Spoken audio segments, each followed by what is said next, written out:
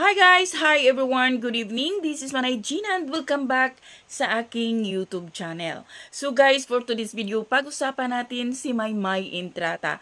Pero bago ang lahat, please huwag kalimutang i-like, i-share at paki-subscribe sa aking YouTube channel. So guys, alam nyo ba na meron palang movie si Maymay at kasama niya dito sina Louie Po, si Gabby Garcia at ipapalabas ito sa Netflix this coming Me 16. At alam kong excited na kayo, kagaya ko excited din ako kasi napanood ko yung movie ni Maymay sa Netflix, yung ano ba yun, yung My Crush ba yung title, nakalimutan ko. Tapos ito naman siya ngayon. At ang title naman nito is Bida Bida. So alam kong exciting ito, alam kong nakakatawa ito. Tingnan natin kung ano yung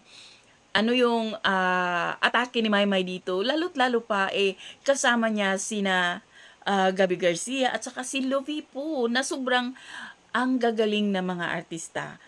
So, alam kong makasabay si Maymay kasi alam naman natin na si Maymay is ano talaga siya, workaholic. Alam natin na kung meron siyang ginagawa, talagang nakafocus siya, talagang siniseryoso niya yung trabaho niya. So, abangan na lang natin kung ano ang istorya nitong bida-bida. At ang ganda nito ha, tatlo sila.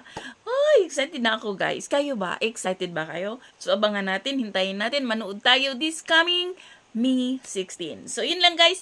Thank you for watching. Until the end, bye! God bless everyone!